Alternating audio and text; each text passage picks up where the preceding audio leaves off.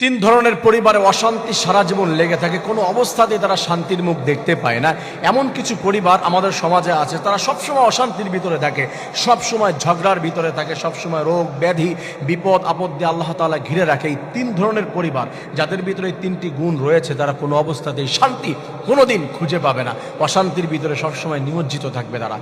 এক নাম্বার হলো ফার্স্ট, রাসূল কারীম সাল্লাল্লাহু আলাইহি ওয়াসাল্লাম জানিয়ে দিয়েছে, যেই পরিবারে হারাম উপার্জন করা হয়, সুদের টাকা আছে, ঘুষের টাকা আছে, মানুষ টাকানো টাকা আছে, এই সমস্ত অবৈধ টাকা যদি থাকে, ওই পরিবারে জীবনে কোনোদিন কোটি কোটি টাকার মালিক হয়েও টাকার উপরে ঘুমিয়েও কোনো অবস্থাতেই তারা শান্তির মুখ দেখতে পাবে না।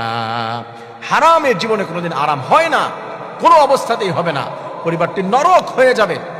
হারাম ইনকাম দিয়ে কোনো অবস্থাতেই পরিবারে শান্তি আনা যায় না, কোটি কোটি টাকার মালিক হওয়া যায়। আরে ভাই, স্বর্ণের খাটের উপরে শুয়েও ট্যাবলেট হাজারটা খেয়েও ঘুম হয় না, আবার দেখা যাচ্ছে একবারে মাটির বিছানায় শুয়েও সারাদিন না খেয়ে থেকেও ঘুমিয়ে পড়েছে, নাক ডেকে ঘুমাচ্ছে, ঠেলে উঠানো যায় না, পরের দিন দুপুরবেলা উঠানো যায় না। এটা আল্লাহ তাআলার নেয়ামত। পরিবারের ভিতরে যদি হারাম ঢুকে যায়, কোনো অবস্থাতেই শান্তি আসবে না। রব্বুল আলামিন আমাদেরকে হালাল উপার্জন করার তৌফিক দান করুন, আমিন।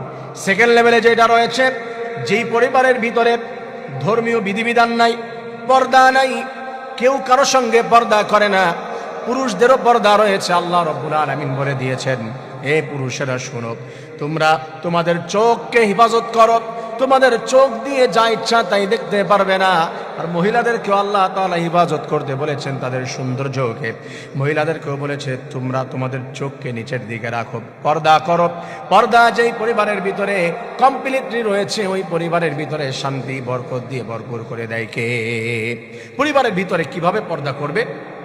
দেখা যাচ্ছে যৌথ পরিবার, একই পরিবারের ভিতরে আপনি আপনার ভাইয়ের বউ রয়েছে, তাকে আপনি দেখতে পারবেন না, নিঃসন্দেহে হারাম। বোনকে বলছি, আপনার পরিবারের ভিতরে বেড়াতে এসেছে আপনার দুলা ভাই, আপনি তাকে দেখতে পারবেন না, হারাম, এটা দেখতে পারবেন না। চাচাতো ভাই, একই পরিবার, একসঙ্গে থাকেন, আপনি তাকে দেখতে পাচ্ছেন না।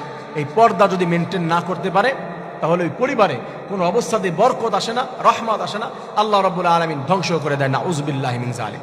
তিন নম্বরে ওই পরিবার, যেই পরিবারের ভিতরে রাসূল কারীম সাল্লাল্লাহু আলাইহি ওয়াসাল্লাম জানিয়ে দিয়েছে, অকৃতজ্ঞ ধৈর্যহীন, যেই পরিবারে কোনো অবস্থাতেই প্রশংসা করা হয় না। আল্লাহ তাআলা বলেছেন, লা ইন শাকারতুম লা আযীদান্নাকুম ওয়া লা ইন কাফারতুম ইন্না আযাবী লাশাদীদ।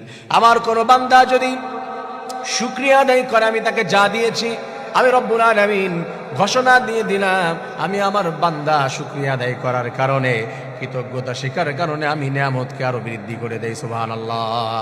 আর যদি কেউ শুকরিয়া আদায় না করে, ওয়ালা ইন কাফারতুম মিন্না আযাবী লাশাদীদ, আমি রব্বুল আলামিন তার নিয়ামতকে ছিনিয়ে নেই এবং তাকে কঠিন আযাবের মধ্যে লিপ্ত করে দেই। দুনিয়ার মধ্যে আমি আল্লাহ তার সুখগুলা কেড়ে নিয়ে যাই, নাউযুবিল্লাহ। আমার প্রিয় ভাই বোনেরা, এই তিনটি আমল যদি, তিনটি গুণ যদি আমাদের মধ্যে থাকে, এই খারাপ গুণ, তাহলে পরিবারে কোনো অবস্থাতেই শান্তি প্রতিষ্ঠা করতে পারবো না। ফার্স্ট, হারাম উপার্জন; দুই নম্বরে পর্দাহীনতা; তিন নম্বর হচ্ছে অকৃতজ্ঞতা। এইগুলা থেকে বিরত থেকে আমরা যেন সুন্দর একটি জান্নাতি পরিবার গঠন করতে পারি।